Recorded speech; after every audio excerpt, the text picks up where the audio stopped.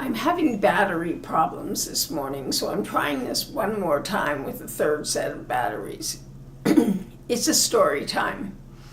It's about when I was little and I was diagnosed with disabilities and what happened with my father. Anyways, when I was 9, my school called my parents and said that either I was very lazy or I was very stupid. And my parents had Coke bottle lenses by that point. And my parents took me to the eye doctor, who said I needed surgery. And my father said, no, she's too stupid to have the surgery. Now, it wouldn't have taken care of everything with my eyes, but it would have helped a lot. So he denied me the surgery. And that was that. Then they took me to a psychologist who determined that I had very severe learning disabilities, very severe. And the doctor, my mom told me years later that my father said, see what she has for having you as a mother. And my mother broke down and cried, and the psychologist was in shock.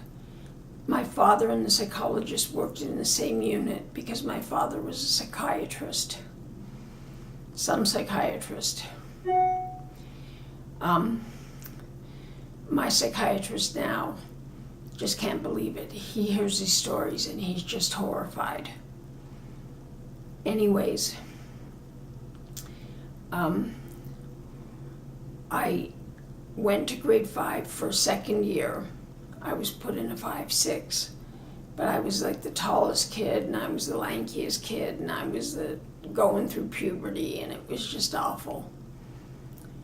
And then in 7 and 8, I went into a special class for kids that had disabilities, and we repeated the same spellings of words over and over again all day.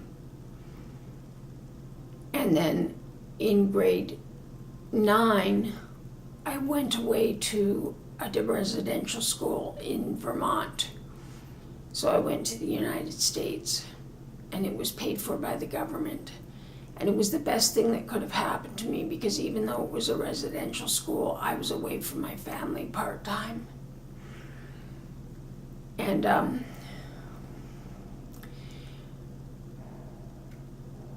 I don't mean to besmirch my family, but they were not a good place to be. I already had my eating disorder full blown, and people didn't realize what was going on.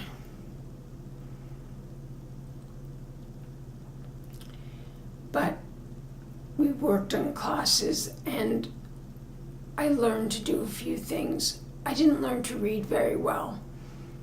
I didn't learn to write very well at all, but my math was fantastic.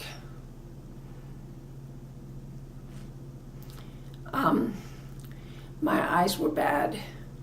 My ears didn't go until I was in my 40s, because one person from every generation in my family loses their hearing in their 40s. And since I didn't have enough disabilities already, it turned out to be me. So I have hearing aids.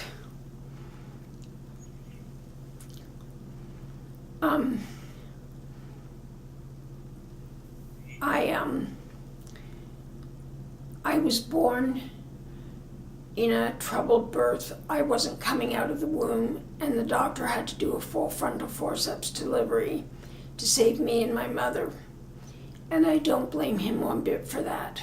It caused brain damage, but it saved our lives, and that's the only thing that matters.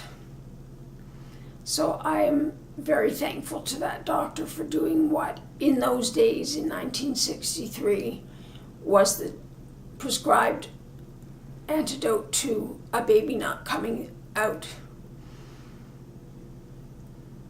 And I appreciate that he did this. I didn't talk till I was 2, and then I started talking in full sentences. I didn't walk, and then I just got up and started walking. I never crawled. I had all these problems. And my father, who was a psychiatrist, didn't seem to realize that there was something terribly wrong. But anyways, I live life now with some terrible disabilities. But I live life, and I live it to its fullest. I have osteoarthritis in my spine, but I'm on opioids, which isn't great, but I live it. I work part-time, and I'm on disability, but I live it. And I have my eating disorder, and I have schizoaffective disorder, but I live life. So my disabilities as a child were compounded by a lot of problems at home, but I live life. And that is my story time for today. If you want to know more, please just ask. I'd be glad to discuss it. Thank you very much. Bye-bye. Oh, and push that subscribe button. And I love y'all.